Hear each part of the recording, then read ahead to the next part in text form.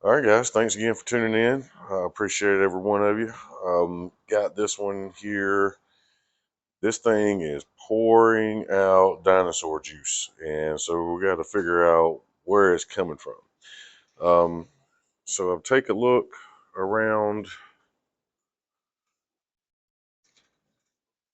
and it's clean pretty much all the way around. So it's not coming from a gasket outside of the motor here anywhere. It's all up underneath, and it's pouring out pretty bad. So what I'm needing to do next is I need to flip this thing over and take a look up underneath and see exactly how I'm going to get to that seal. All right, so I got this thing turned over on its side. Made sure there wasn't really any oil left in it. Got all the gas out of it. There's no battery on it, so the battery can't spill any acid out. Put a piece of cardboard underneath the motor there. I use cardboard instead of kitty litter to soak up oil and stuff. I just put that under the motor just in case there's any kind of residue that's still in there that didn't come out. It catches that instead of getting in the floor. But this is the bottom side of it here. And I'm going to grab my flashlight. All right, so this is underneath the machine, and it's kind of hard to tell really where anything is because this transmission is all in the way. But not that pulley, but what you can just barely see, that pulley there pointing to it. Now, that is the pulley that's mounted on the bottom of the engine. And in order to get to that seal that's on the crankshaft there, that pulley's got to come out. And there's absolutely no way for that thing to come out with this transmission in the way. There's just not enough room at all. I'm trying to see if I can get the camera in here and get a better look. But so I've got two options. I'm either going to have to take the motor off the frame so I can slide that pulley off, or I'm going to have to remove the transmission. And looking, I can get to, there's 4 bolts that holds the motor to this thing. I can get to 3 of them pretty easily, but there's one that I could probably get a wrench on it, but I don't know that I'll get it back in there because I cannot fit my hand in there. So, in looking around, taking the transmission off is really not going to be that difficult. So, set this down. So, we got these 2 bolts on either side that's holding transmission on. There's 2 down there. There's this rod right here. I was looking and see what's going on with that. That just comes up and hooks to the spring for the brake mechanism here. So I don't have to take that rod off. That's going to all stay with the machine. This rod right here does not attach to the rear end. This goes up to the idler pulley and puts tension on it. Do have the brake control. This is the brake control rod here. I do have a rod going from there to there. So that's got to come loose. Then if we go down, this is not connected to the transmission at all. But this shifter right here, looks like that one probably going to be the easiest to get to right here. Take that pin out. And those bolts, then I'll slip the belt off of it and it should come on out. So let me grab some tools, get started. Alrighty, got the transmission out of there. That was really easy. It was those 4 bolts that I pointed out, and the shifter rod and the brake rod. Pulled those pins and they just slid right out. So now this flap that's behind the deck here, that's a strike kit. And what it does is when you're cutting the grass, it makes it lay over that way as you're cutting. And when you come back the opposite direction beside it, it gives you the illusion with the grass laying down like that, that the grass is actually striped. So this is directly in front of this pulley, which is what's got to come off. So I'm not, since I've got the transmission out, I'm not going to take the motor off. I'm going to attempt to change this seal while the motor's still bolted to the frame. So let me take that stripe kit off real quick. Already got the stripe kit off, and it's literally just this panel here. It's like a rubber. It was real simple to take off. There was just a bolt here on either side. Took that off, and now I got straight access to this pulley finally. So what I need to do is take this bolt out, slide this pulley off, and it should be right there at the seal. All right, I've run into a little problem, and I'm gonna see if I can't show you what I've done to try to overcome it. This pulley is stuck onto the shaft. After I backed the bolt out, I tap, tap, tap, tap, tried to snatch it, pried a little bit of the pry bar without damaging the pulley, and it didn't move. So this is a bit unconventional of a setup, but what I've done is I've grabbed my bearing separator and clamped it on. There's a bit of a hub sticking off of this pulley right here, and I put it on there as tight as I could get it where it was past where the crankshaft comes into it. And I really cranked down on these two nuts right here holding that on.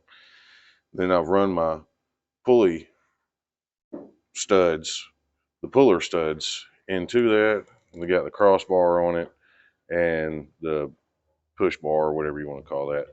And I started tightening on my hand. I don't really want to hit this with the impact unless I absolutely have to.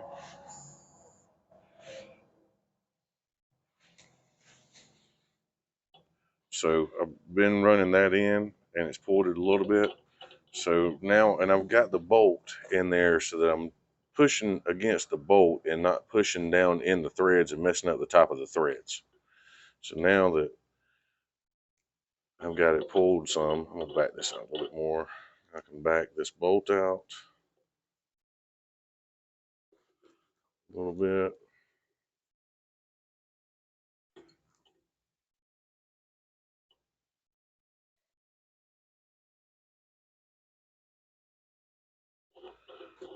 Run this back in.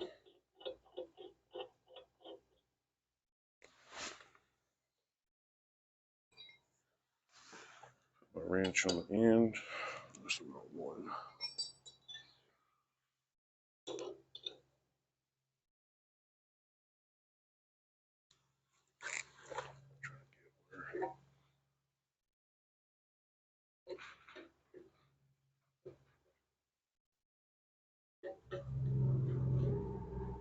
See, as I'm turning that screw, it's pulling that pulley down. So I'm now right there at the bolt again.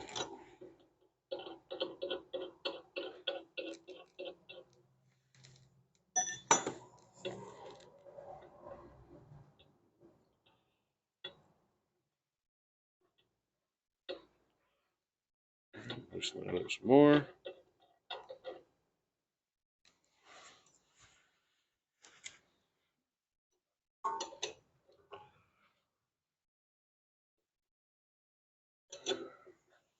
Try to get where you can see a little bit better.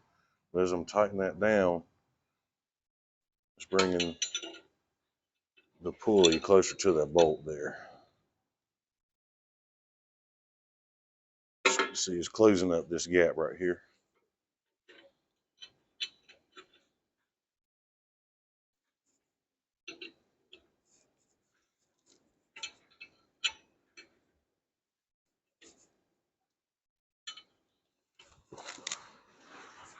Now I need to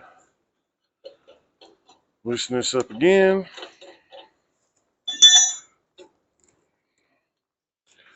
I'm going to try to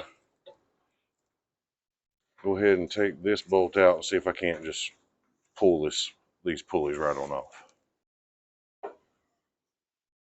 It's off of there. That's an unconventional way of using a bearing separator, bearing splitter, bearing puller.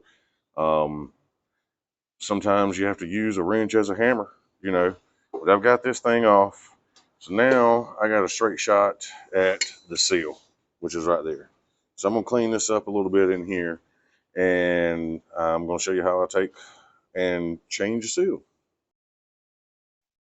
All right, so there's a tool made for pulling these seals out. I don't have it.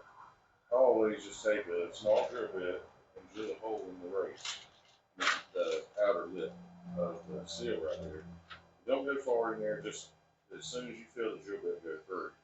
Then I take and run a screw in, and I'll make sure I get that good started. Then I'll grab a hold of it with some vice grips or something of that nature and fry that thing right on out. There's really not any way that I can get the camera in there to show you, but basically I've got the vice grips clamped on the end of that screw pretty tight, and then I'm just going to take my little pry bar here and pry between the motor and the vice grips.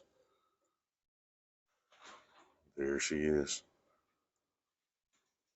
Beautiful. So now what I'm going to do is I'm going to clean this area up some more, make sure I didn't nick the crankshaft there from running the screw in that seal. Clean that all out really well and get ready to install a new seal. All right, I've got that wiped out. Here's the new seal. And to put that in there, you want to find something that's similar to the same diameter to knock that in there. And I use a piece of fence post that I cut off several years ago, and it fits on these Briggs&Stratton PTO seals and a lot of others very well. So the key to putting on one of these seals is you want to make sure that you get it on there straight and you don't start knocking it in there crooked. You want to just kind of get it started in place and just kind of feel around, make sure that it's even. And we'll slide this over the end. We're just going to give it little gentle taps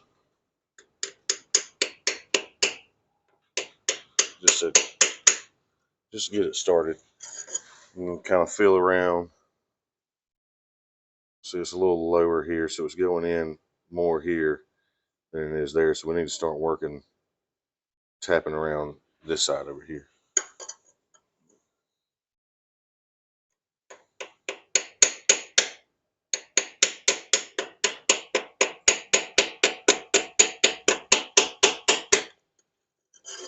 Check it. Still going in there nice.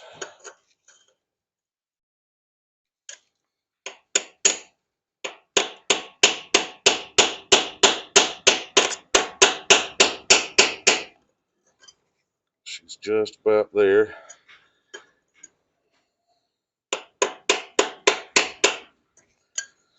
And you don't want to drive this thing in too far. A lot of these engines have an oil passage where there's a lubrication hole in the crankshaft right beyond that seal right there. So if you drive that seal in there too far, you can block that hole and basically blow the engine up. So I'm going to tap this side over here just a little bit more.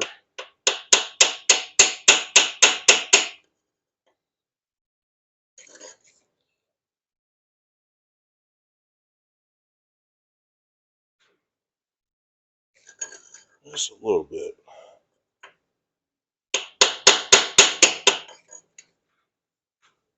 Yeah, that's her. So I'm going to take a piece of sandpaper now, a little emery cloth, and I'm going to clean this up. You would think as much oil that was leaking, that pulley would have just slid right off, but you can see where that's pretty rusted.